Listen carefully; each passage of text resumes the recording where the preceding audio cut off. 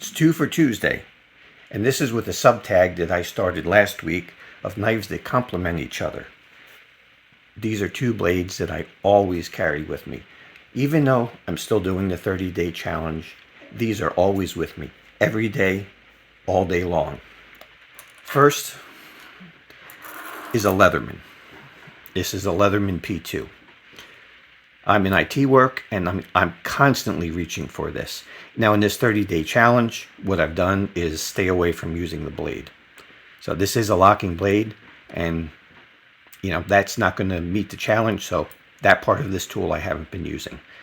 But other than that, the pliers and wire cutters are indispensable, as well as the screwdrivers. Now, like most of the things I carry, this tool has been heavily modified. It no longer has the original bits in it. I put a flat bit holder on it. You could find these on Shapeways. There's a guy there that custom makes these, and this is an incredible addition. I've also taken one of the long Leatherman bits and I've cut it down shorter. You see, focus. And I've reground the flat blade, but I did it as a hollow grind. That's hard to see.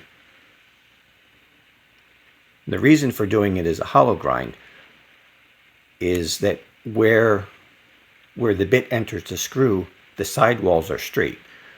Most screwdrivers are done as tapered. And then if you have a taper where it's going into the slot of the screw, you have a wedge in there, and when you put a lot of pressure on it, it wants to cam out. So a hollow grind is the best way to do a screwdriver. If you look at precision screwdrivers, such as ones for gun maintenance, you'll see that they're all hollow ground. So this is the first addition and first change to this tool.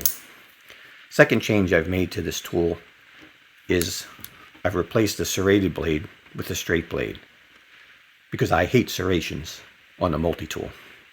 This multi-tool only has one blade, so that serrated blade had to go. Now, if the multi-tool has two blades and the second blade is serrated, I don't mind it, but I don't want it for a primary. So that's another modification I've made to this tool.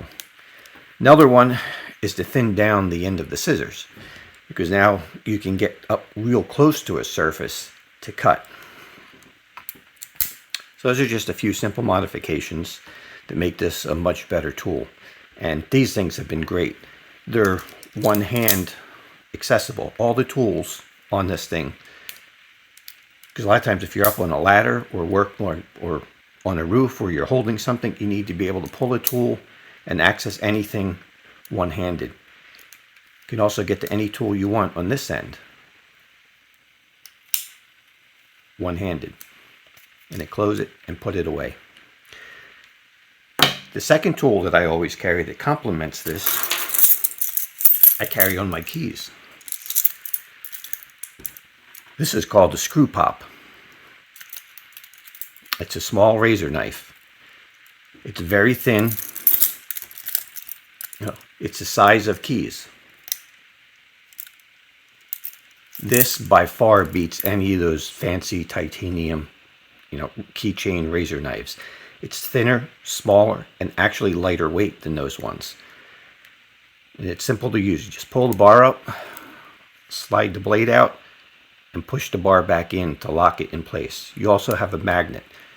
So even without this bar closed to prevent the blade from coming out, it's still not going to go anywhere.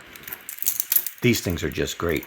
I've used this magnet to pull things out of tight spots where you've dropped them into. You can put a rope around here and lower this down. This thing is just amazing. And it's so easy to take the blade out and you have a scraper. I'll use this for anything that's going to destroy a knife edge. Like recently, this has been used to clean up some carpet edges. Now the carpet was glued down on cement. I'm not going to use my fine knife edge for that. It doesn't matter if you have a cheap knife or if you have one of the most expensive knives around with the fanciest steels. You're going to ruin that edge just the same on any steel. It's not going to matter when you scrape it, when you rub it up against concrete with pressure on it. So you need something that's disposable. And these razor blades, it's easy to just throw another one in. Now this tool looks pretty new because I end up losing these all the time. If anybody asks me to borrow a knife, that's the knife that I lend them, because they can't mess it up and they can't destroy the edge. And usually what happens is they say how nice it is, and they ask where they can get one, so I end up just giving them away. Even my wife has absconded one of them. I lent her my keys one day because she couldn't find hers, and I didn't get them back. I had to use spare keys for a few days. And she commented on this, how useful this thing was, and that she wanted one. So that's why I have another new one here.